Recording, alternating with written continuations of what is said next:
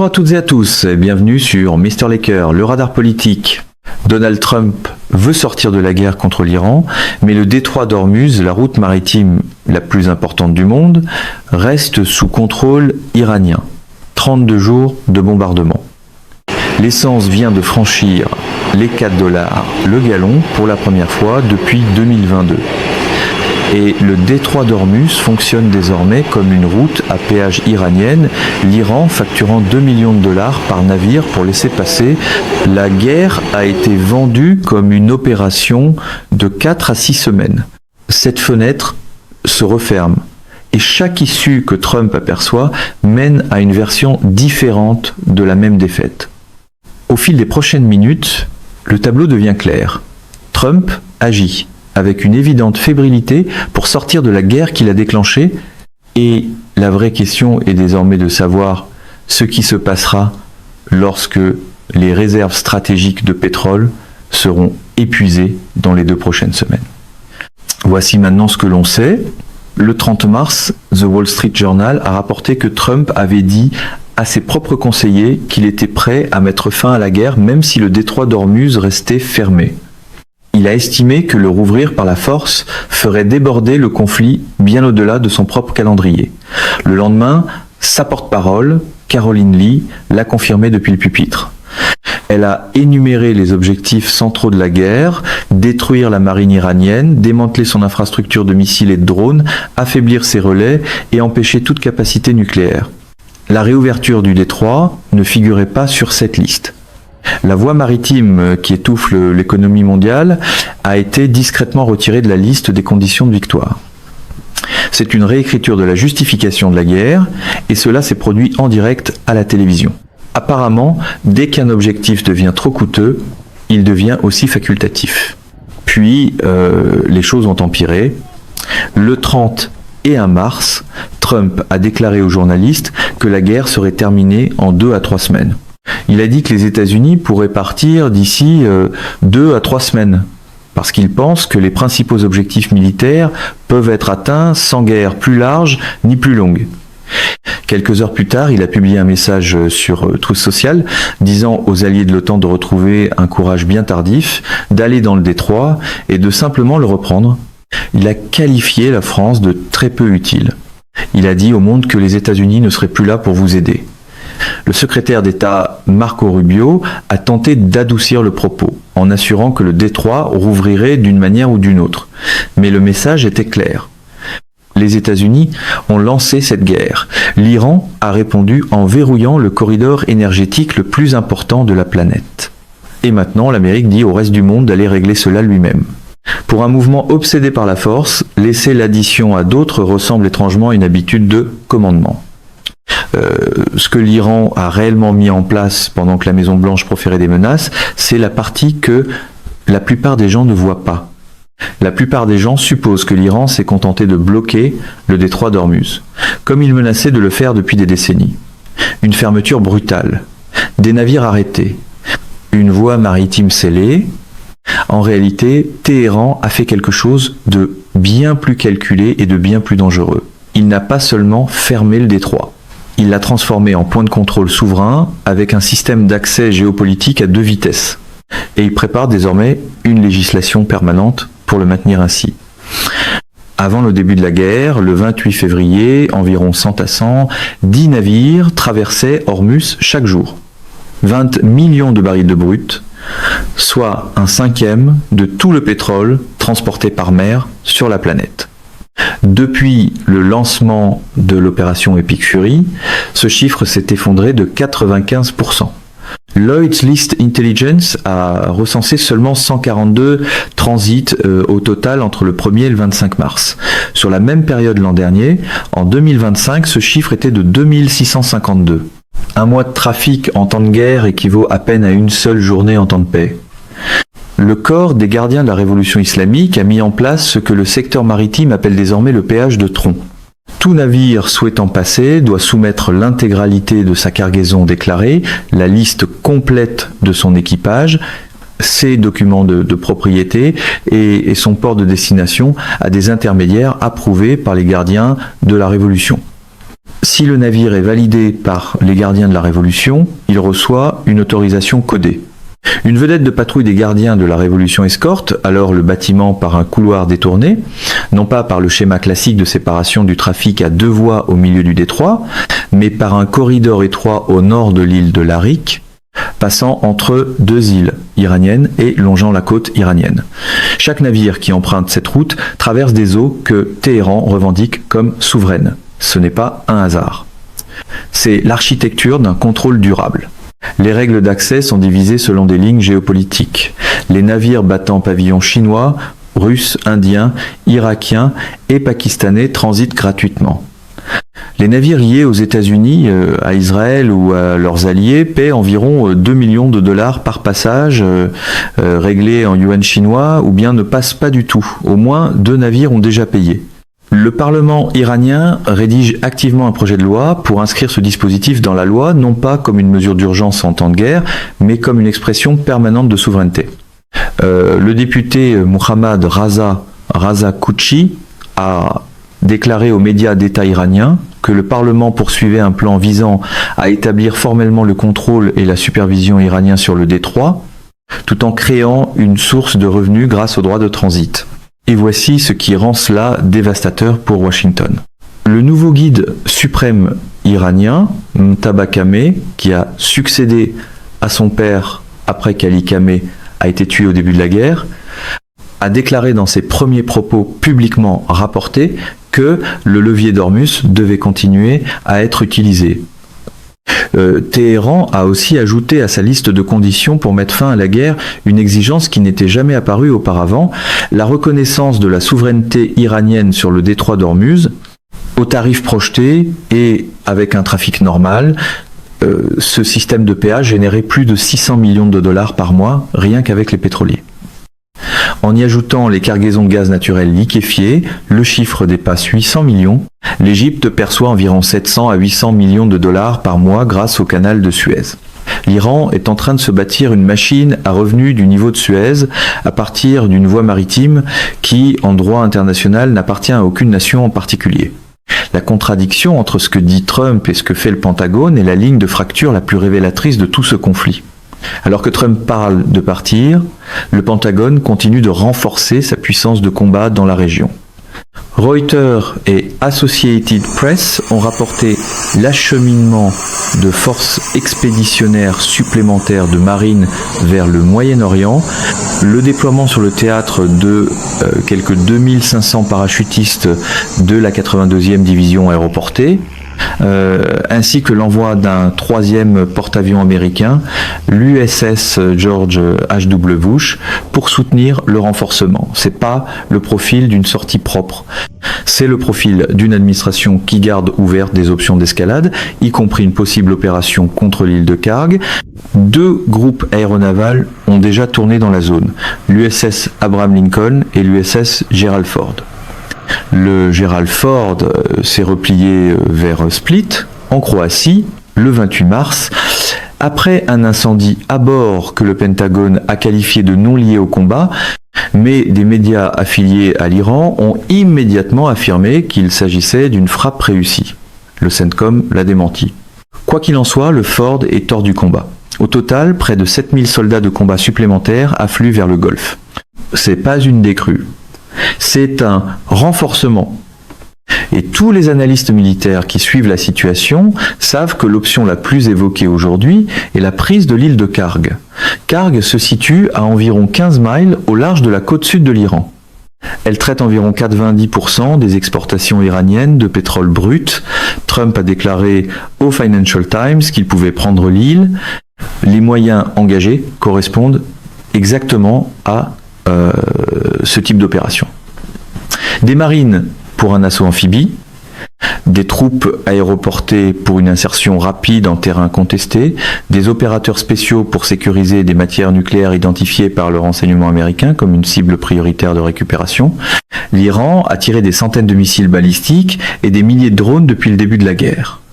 Et Reuters a rapporté qu'environ un tiers de l'arsenal iranien de missiles avait été confirmé comme détruit. Les analystes notent qu'il lui reste donc une capacité significative. Par ailleurs, des installations américaines et du Golfe ont subi certains dégâts pendant le conflit. CNN a rapporté que l'Iran renforçait l'île de Karg avec des troupes supplémentaires, des défenses aériennes en profondeur et des pièges physiques.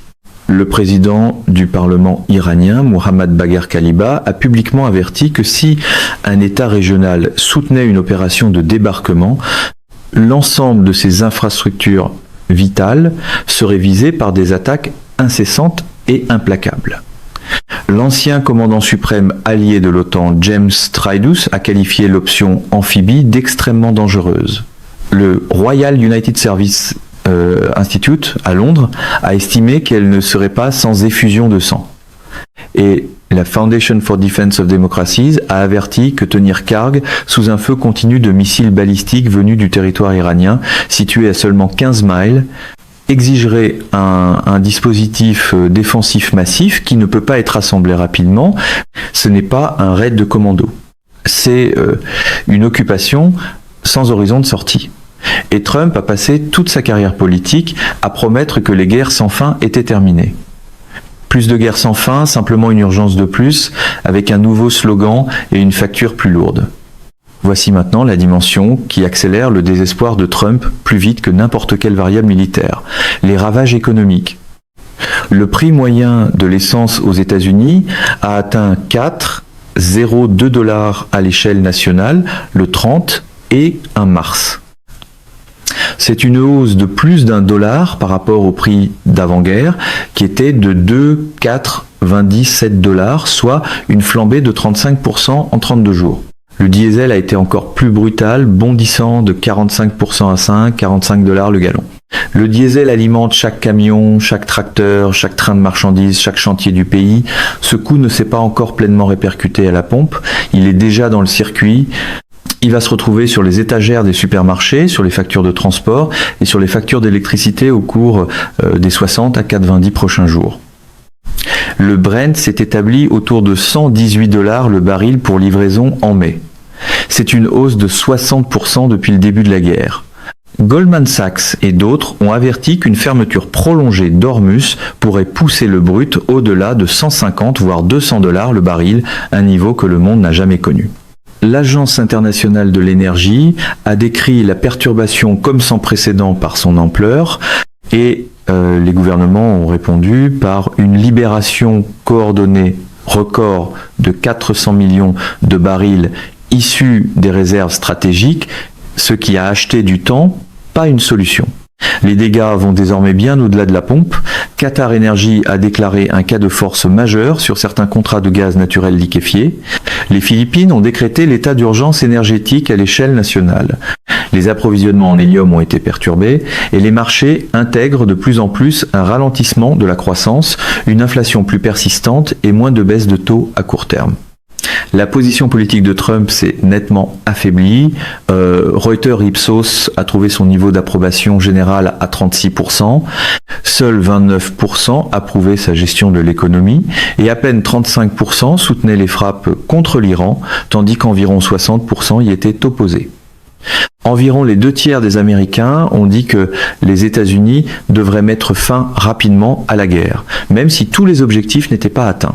Le président de la commission des forces armées de la Chambre, Mike Rogers, a déclaré aux journalistes qu'il existait une frustration des deux côtés de l'échiquier politique après des briefings classifiés du Pentagone qui ont laissé les parlementaires avec plus de questions que de réponses sur les plans de déploiement, la sortie de guerre et le coût. Le représentant républicain Brian Fitzpatrick a dit qu'il obtenait ces informations par les articles de presse, pas par l'administration. Les 435 sièges de la Chambre et 35 sièges du Sénat seront soumis aux électeurs en novembre. Et chaque jour où le prix à la pompe reste au-dessus de 4 $ affaiblit la position républicaine. Alors comment cela se termine-t-il ? Trump a 3 routes et aucune ne mène à une sortie propre. Il peut déclarer la victoire et se retirer alors qu'Ormuz reste sous contrôle iranien. Rubio est déjà en train de construire ce récit. Netanyahou a déclaré à Newsmax que la guerre avait dépassé la moitié du chemin en termes de mission. Le vocabulaire est en train d'être façonné pour revendiquer le succès. Mais si le détroit reste fermé, si le régime de péage se durcit, si l'essence reste chère, alors les critiques présenteront l'ensemble de la campagne comme l'échec stratégique le plus coûteux depuis le Vietnam. Jamie Dimon, le PDG de JP Morgan Chase, a publiquement déclaré sur Fox News que les États-Unis devaient gagner cette affaire et nettoyer les détroits. Quand la stratégie échoue, le service du récit se charge simplement d'annoncer des progrès. Il peut laisser le problème aux alliés. Londres et Paris seraient en train d'assembler une coalition allant jusqu'à 35 nations pour sécuriser le détroit après la fin des combats, avec des frégates, des escortes et une défense aérienne.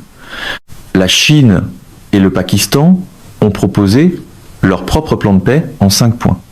Mais cette voie révèle le fait que l'Amérique a lancé une guerre, puis a demandé au reste du monde de l'achever. Ou bien il peut escalader, s'emparer de Karg, lancer l'assaut sur le littoral iranien et forcer la réouverture du détroit avec des marines et de l'infanterie aéroportée sous le feu. Les forces sont en place. Le Boxer arrive dans 2 semaines, donnant aux États-Unis leur capacité terrestre maximale, mais le Pentagone estime qu'une opération de réouverture d'Ormuz à elle seule prendrait encore 4 à 6 semaines, repoussant la guerre jusqu'au cœur du mois de mai.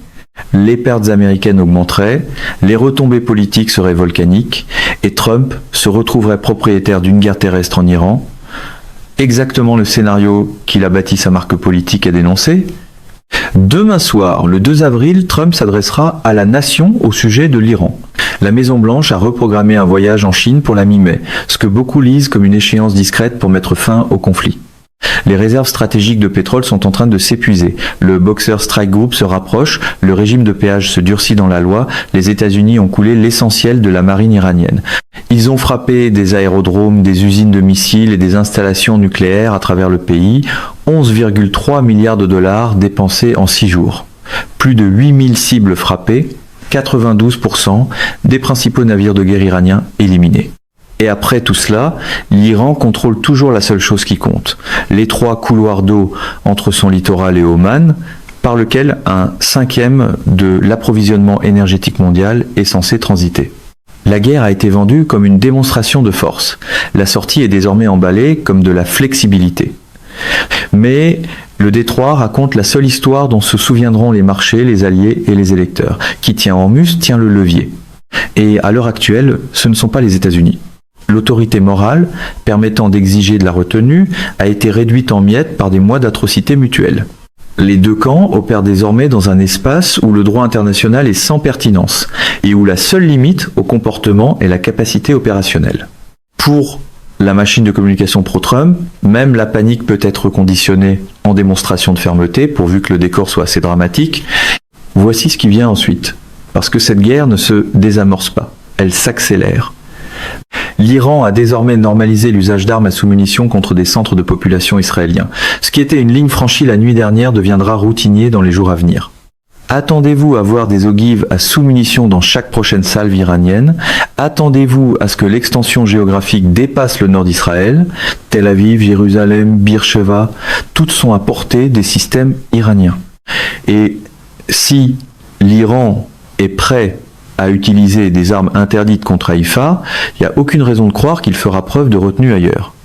Israël fait face à une équation défensive impossible. Il ne peut pas intercepter chaque missile. Il ne peut pas soutenir indéfiniment le coût financier consistant à tirer des intercepteurs à 3 millions de dollars contre des menaces à 200 000 dollars.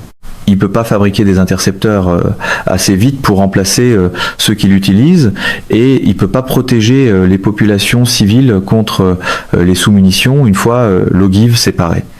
La seule solution est offensive. Frapper les installations iraniennes de production de missiles.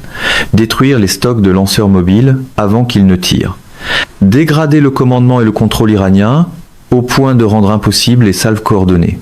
Mais chaque opération offensive à l'intérieur de l'Iran déclenche des vagues de représailles supplémentaires, ce qui épuise davantage d'intercepteurs, ce qui exige davantage de frappes offensives, ce qui déclenche davantage de représailles. C'est un cycle sans issue évidente. C'est généralement à ce moment-là qu'une conférence de presse à la manière de Trump proclame d'abord que tout est sous contrôle, puis cherche une issue ensuite. Le tableau régional plus large est tout aussi sombre. Le Hezbollah au Liban a repris ses opérations. Les attaques de roquettes et de drones depuis le nord sont désormais quotidiennes. Les Houthis au Yémen frappent des cibles maritimes en mer Rouge. Des milices irakiennes lancent des drones contre des bases américaines. L'Iran a réussi à activer une campagne de pression sur plusieurs fronts qui oblige Israël à se défendre partout en même temps, tandis que l'Iran peut concentrer ses tirs là où il le choisit. L'initiative stratégique appartient à Téhéran, pas à Jérusalem. Et Téhéran vient de démontrer qu'il est prêt à utiliser des armes que le monde civilisé a interdites précisément parce qu'elles causent des souffrances durables aux civils. 4 vagues d'attaques à la bombe à sous-munitions, des armes interdites tombant sur des quartiers civils, 17 blessés. Des dizaines de sous-munitions non explosées contaminant des villes du nord d'Israël. Des taux d'interception tombant de 80% à 65%. 100 missiles fabriqués par mois contre 6 intercepteurs construits. Les calculs de la défense ne fonctionnent pas. L'échelle de l'escalade n'a pas de plafond. La question à laquelle ni Washington, ni Téhéran, ni Jérusalem n'ont répondu est la suivante. À quoi ressemble la 3e semaine quand les anciens intercepteurs sont épuisés et que les nouvelles salves à sous-munitions arrivent? Ce n'est pas une guerre avec une stratégie de sortie, c'est une guerre portée par son propre élan, et l'élan ne négocie pas. Le camp Trump passe depuis des années à traiter l'escalade comme du théâtre. La réalité, malheureusement, ne lit pas le prompteur. Le chaos ne fait que commencer.